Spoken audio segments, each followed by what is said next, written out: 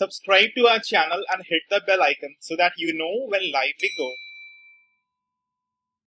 Hello everyone, welcome to the Indian Express Explained discussion video. We are going to have discussion on these three explained articles. But before that, there is an important announcement. From now on, there will be no DNS on Sunday. But there is nothing to worry about. The science and tech section covered under the Hindu on Sunday will be taken up together with the Indian Express Explained discussion video. And that will be uploaded on Sunday. So the next time when you get Indian Express Explained discussion, along with that, Sundays the Hindu will be covered. So effectively, the Indian Express Explained discussion will be shifted from Wednesday to Sunday. And the Hindu of previous Sunday will be clubbed with it. And no DNS on Sunday. That's the change, and I hope that's a welcoming change for you. We will begin with this explained article, Why China is Looking at a Larger Role in Taliban-ruled Afghanistan. You would be aware that China was one of the first countries to recognize Taliban immediately after their takeover of Kabul. The question is, why? The first reason that everyone can look through is the rich mineral deposit in Afghanistan, which is estimated to be around $3 trillion. Although systematically mineral exploration has not been done by the government of Afghanistan, but these are estimations from credible sources. Afghanistan is said to possess world's one of the largest reserve of lithium. And you understand the importance of lithium in today's world. Lithium is imperative for the new generation batteries, the lithium-ion batteries, which is important for electric vehicles and in general in the renewable energy sector. China dominates the electric vehicle market. China also dominates the electronic market of the world. So lithium is of very high importance for China. Afghanistan holds huge reserve of other important minerals as well, like copper, iron ore. It has 1.4 million tons of rare earth elements. Rare earth elements such as lanthanum, cerium, neodymium, they are extremely important in making fine electronic equipments. Presently, China dominates the global market of rare earth elements. It has the technology to extract these elements. So here seems to be happening a natural coincidence of one having the need of other. China can provide Taliban the political impartiality and economic investment which the country and whosoever governs the country desperately needs. Afghanistan in turn can give China what it prizes the most, the opportunity to develop infrastructure and industry. But obviously that will cost more to any country to have it built from China. The other reason why Afghanistan is so crucial for China, so much so that Chinese were one of the first to recognize the Taliban rule in Afghanistan. If you look at this map, this is the plan for China's Belt and Road Initiative.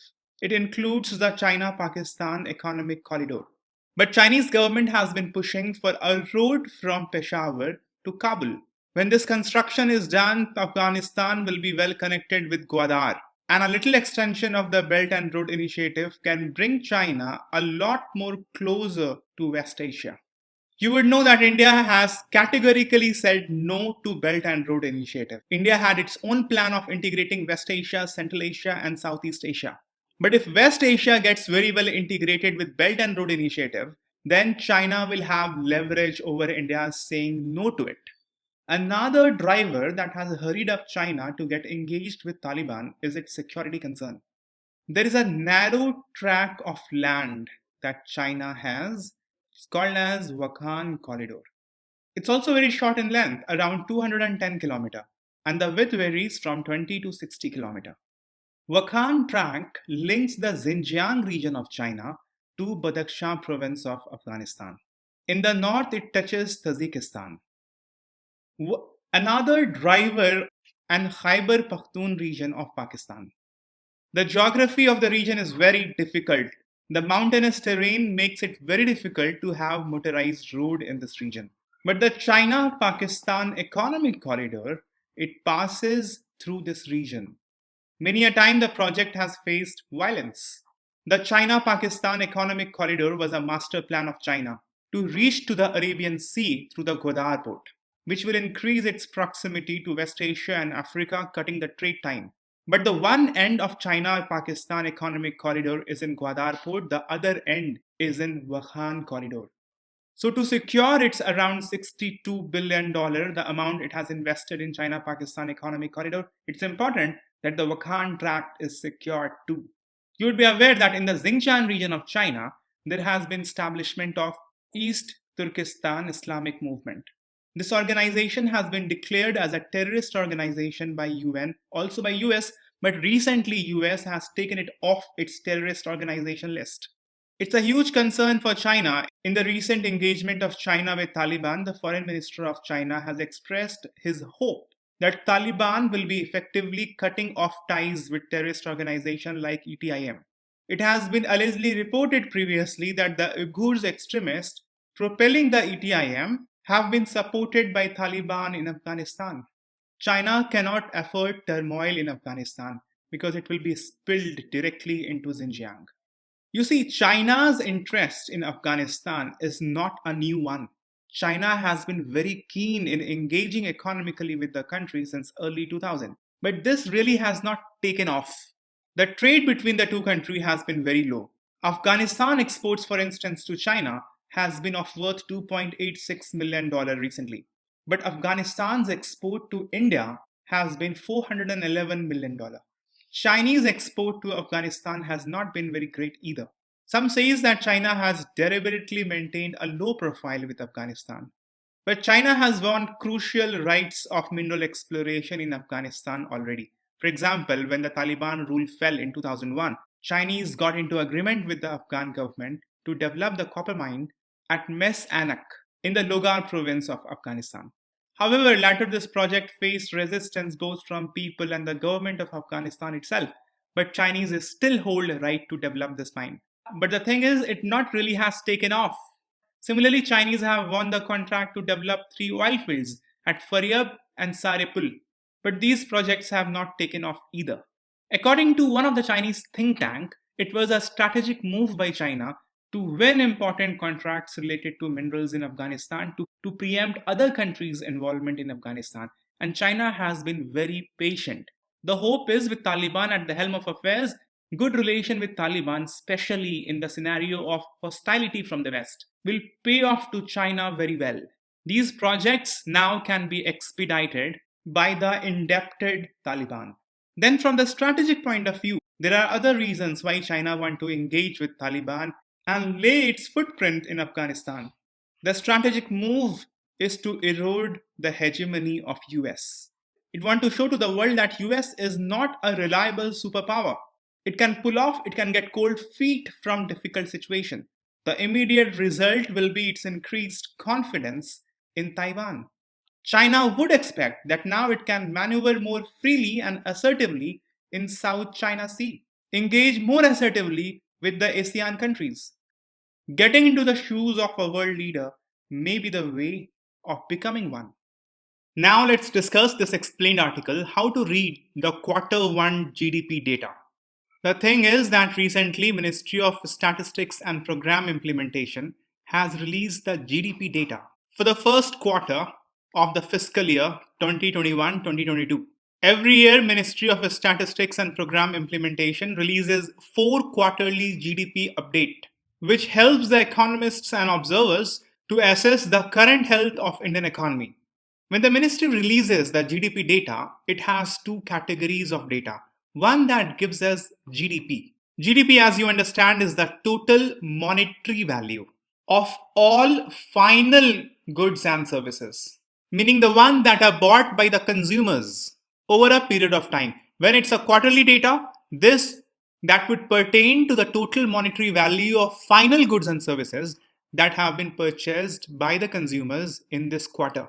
We are talking about the first quarter that will include 3 months, April, May and June.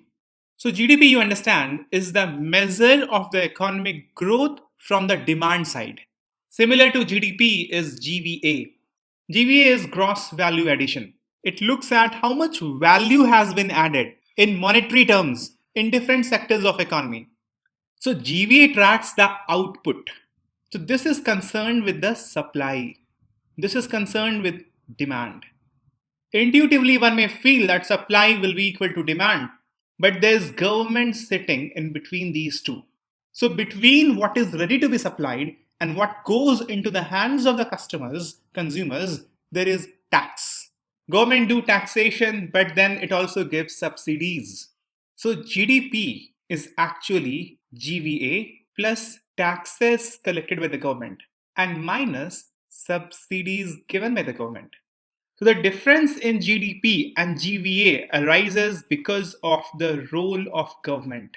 If the government earned more from taxes than what it has to spend on subsidies, then GDP will be higher than GVA.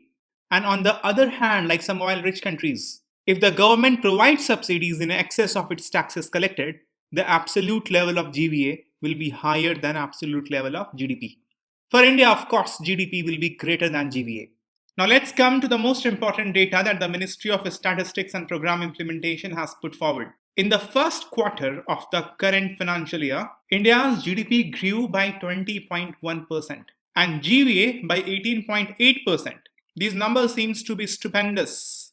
But the catch here is the percentage that we calculate, for that we need a base. And that base has been taken on year basis. Meaning the GDP number for the first quarter of financial year 2021-2022 will be compared with the first quarter of 2020-2021.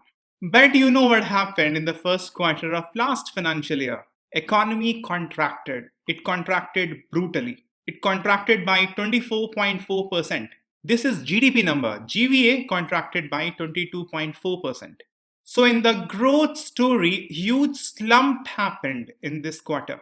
That means we fell by 24.4% and now we have risen by 20.1%. But we are still falling short from where we were before the pandemic occurred.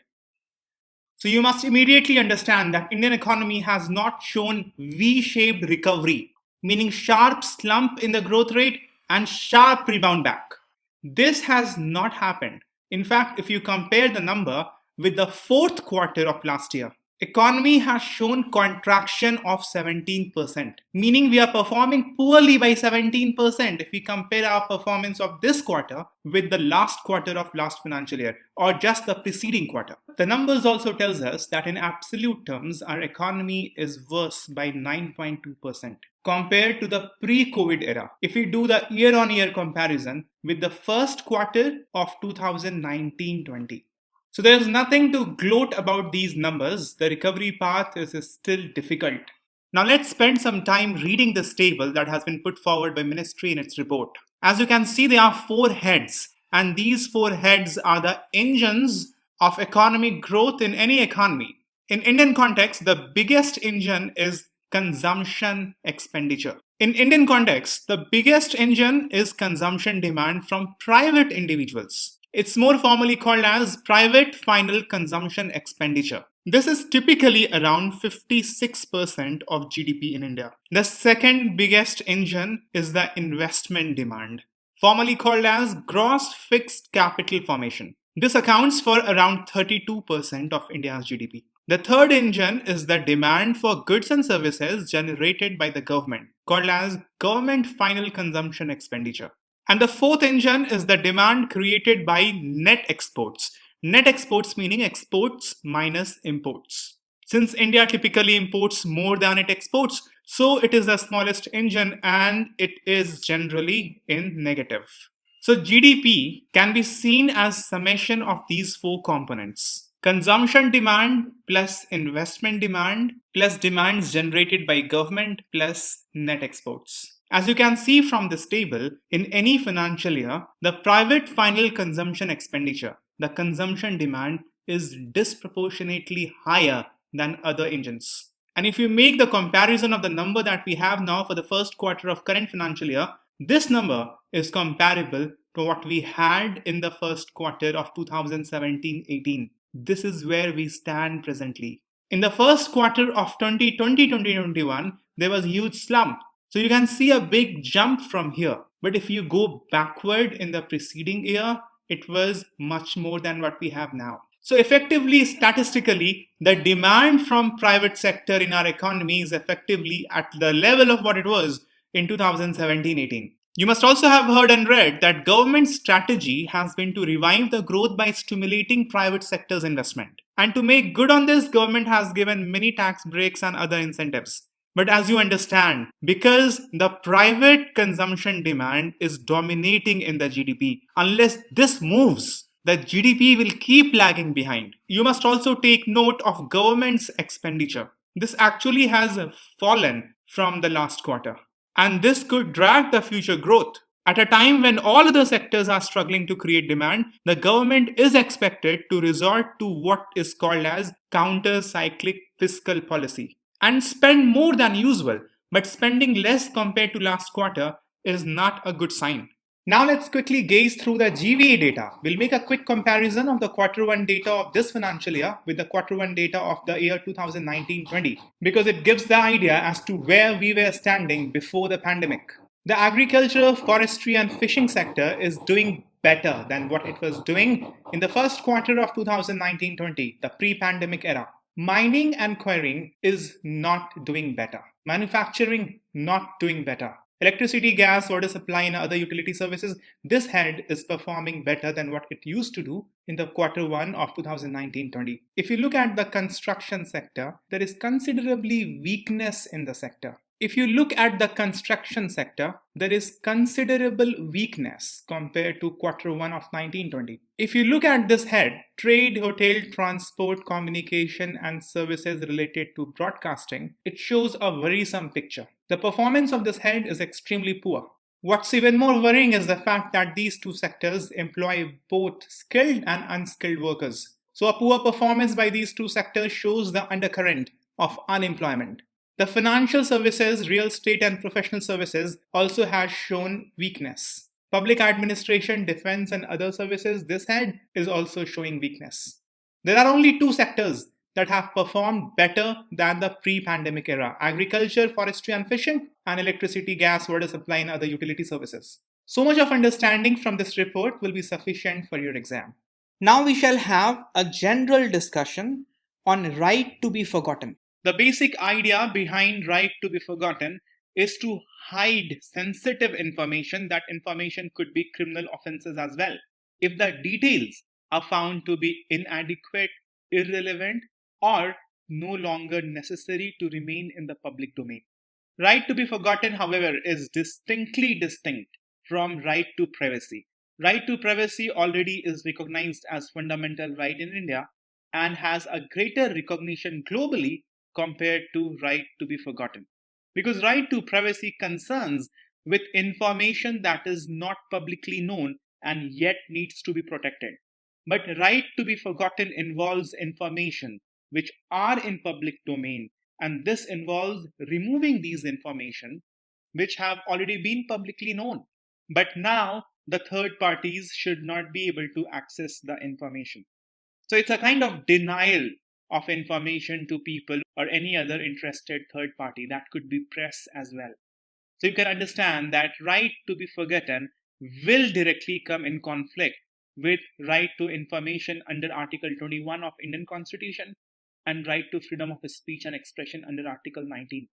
Right to be forgotten came into prominence in the famous Google case in the European Court of Justice. The European Court of Justice ruled that Google does not have to apply the right to be forgotten globally. The case was France versus Google. France wanted some citizens' information to be deleted from the search engine of Google. So in this peculiar case, the European Court of Justice asked Google to delete the data, but only in European Union. Google can continue to show that information in the search engine outside European Union. That may be seen as a balance between right to be forgotten and right to information. If we talk in the context of India, presently, there is no legal provision in India related to right to be forgotten. Neither the IT Act 2000 or its amendment of 2008 or the IT rules of 2011, none of them deal with right to be forgotten. It's actually a new concept that is gaining prominence in India. But there are two grounds laid already for right to be forgotten to come into prominence and enforcement in near future. One is the Puttaswamy judgment of 2017.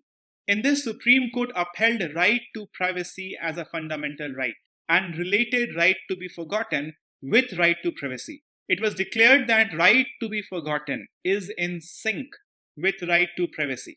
And right to privacy is a fundamental right under Article 21, right to life of Indian Constitution. So although right to be forgotten directly not has been declared as fundamental right, but it has been linked to right to privacy, which is a fundamental right. That's first ground for right to be forgotten to be enforced in India. Another ground is Justice B.N. Sri Krishna's committee's draft on personal data protection. This draft Personal Data Protection Bill 2018, which is pending presently in the Parliament, has introduced this new right to Indian citizens, right to be forgotten. This draft Personal Data Protection Bill defines right to be forgotten as the ability of an individual to limit, delink, delete, or correct the disclosure of personal information on the internet that is misleading, embarrassing, or irrelevant. The section 27 of the bill, it deals with this particular right elaborately. It says that a data principal has the right to prevent data fiduciary from using such data or information if data disclosure is no longer necessary, the consent to use data has been withdrawn, or if data is being used contrary to the provision of the law. As you must be aware that the Personal Data Protection Bill also has a provision of taking consent from the data principal. Data principal are individuals, entity, companies whose data is being used. And data fiduciary, they are individuals, companies, even the state who are processing the data. So if the data principal has withdrawn the consent, or if in the opinion of the adjudicating officer, the disclosure of the data or information is no longer necessary, then the data principal can prevent the data fiduciary from using that data. But in the same breath, section 27 also says that data protection authority can decide on the question of disclosure and the circumstances in which he thinks such disclosure can override freedom of speech and citizens' right to information. So data protection authority has to balance the data principal right to be forgotten and citizens' right of freedom of speech and right to information. So inadvertently, right to be forgotten is going to bring some conflict among the provisions of Indian Constitution. In order to smoothly implement right to be forgotten, privacy needs to be added as a ground for reasonable restriction under Article 19.2. Article 19.2, as you would know, lists down 6 grounds in which the rights to freedom can be restricted. But privacy is not one ground. If that is made as a ground, then the conflict between right to be forgotten and the right to freedom can be resolved. So there must be a balance between the right to privacy and protection of personal data as covered under Article 21, freedom of information of internet users as covered under Article 19. There's a golden trinity that you must have heard and used in answers, Article 14, 19, and 21. So far, we see them in harmony and in resonance. But with right to be forgotten, there seems to be a conflict developing among them. So a comprehensive data protection law is needed to resolve the issue and minimize these conflicts.